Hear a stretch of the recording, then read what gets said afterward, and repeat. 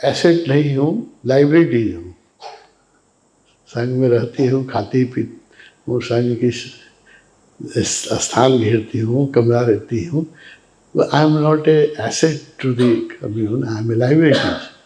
अब इस तरह से लाइबिलिटी बन के रहने का मेरा मन नहीं है। इसलिए आप गुरु हैं, आपसे पूछने आए हैं, आप अनुमति दीजिए तो मैं शरीर छोड़ दूँ।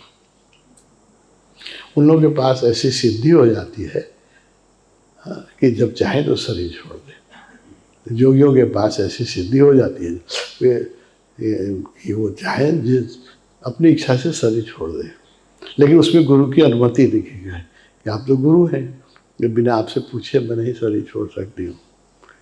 बहुत मार्मिक घटना है, बहुत मार्मिक घटना है। तो उसने कहा कि मैं आपसे अनुमति मांगने आई। तो बुद्ध ने कहा कि तुम तो खुद जागृत हो, वो इलाइटेड हो गई थी, तुम खुद ही जाग गई हो, तुम खुद ही जो निर्णय कर सकती हो, तुम खुद भी निर्णय कर सकती हो। तुम बेहोश नहीं हो, you are already elated, so you can be, खुद अपने लिए तुम निर्णय कर सकती हो। तो यशोदा ने कहा कि मेरा निर्णय यही है कि अब मैं एसेट नहीं रही, लाइबिलिटी बन के जीना नहीं चाहती हूँ, मैं शरीर छोड़ना चाहती हूँ। बुद्ध कहा जैसी जैसी तुम्हारी इच्छा। उसने बुद्ध की, जैसे आज का रहते ना, बुद्ध की 3 बार परिक्रमा करते थे लोग। जहाँ बुद्ध बैठे थे उसने 3 बार परिक्रमा की। एक बार इस भौतिक शरीर के लिए, एक बार एथरिक जो बड़ी सूक्ष्म शरीर है। बुद्धों का 3 बार परिक्रमा या 7 बार परिक्रमा करने की चलन है। 7, क्योंकि हमारे पास 7 शरीर होते हैं, 7 चक्र होते हैं।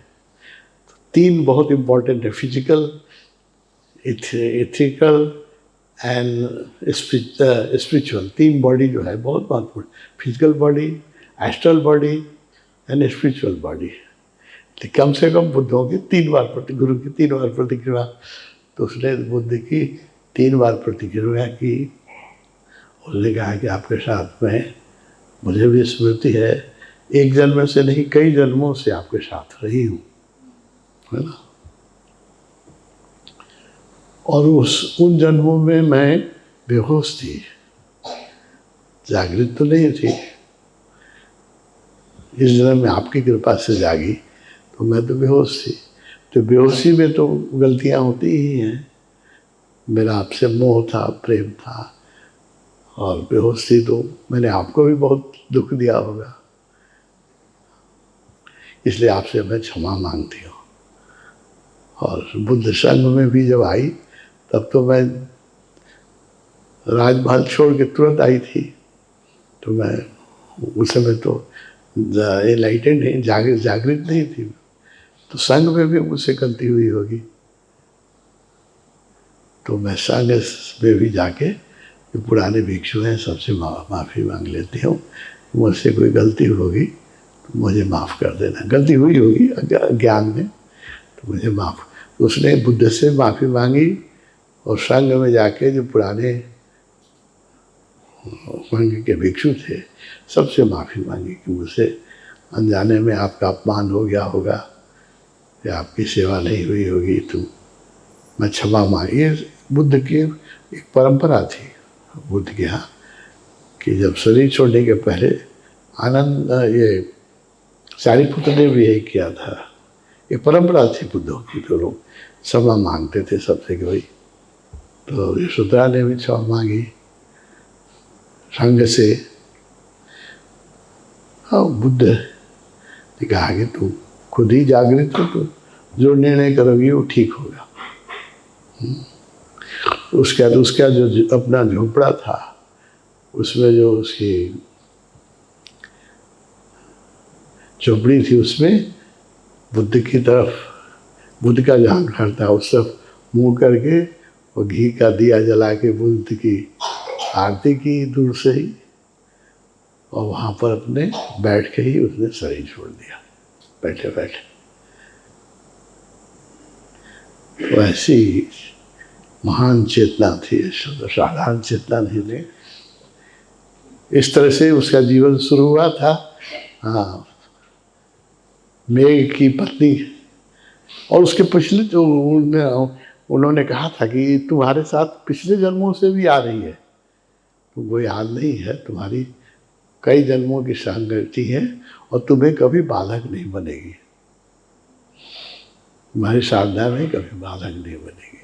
तो इन लोग का जो संबंध होता है, जैसे सीता और राम का संबंध, देखते ही प्रेम हो गया। जनकपुर आए राम तो सीता को देखते ही प्रेम हो गया, सीता को भी देखते प्रेम हो गया। तो कैसे हो जाएगा है? एक राजमहल की राजकुमारी का एक ऐसे देखते कैसे प्रेम है?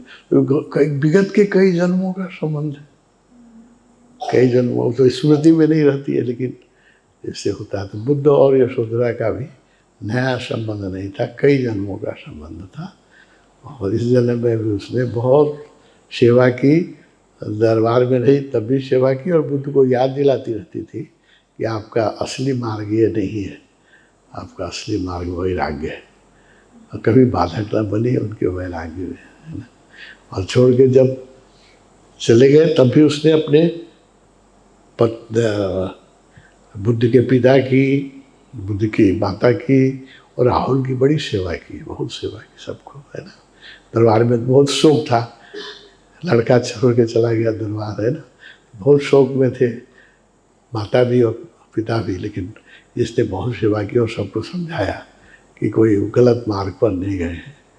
अच्छा, तो अपने तो रोती थी लेकिन लोगों को समझाती थी। तो ऐसा उसका एक दुर्लभ, बहुत ही दुर्लभ चरित्र था। ऐसे चरित्र के लोग संसार में कम मिलते हैं। मुझे आश्चर्य लगा कि इस जन्म में ही नहीं, मेरा भी पिछले जन्म से इसके प्रति श्रद्धा थी, पिछले जन्म में किताब लिखी थी।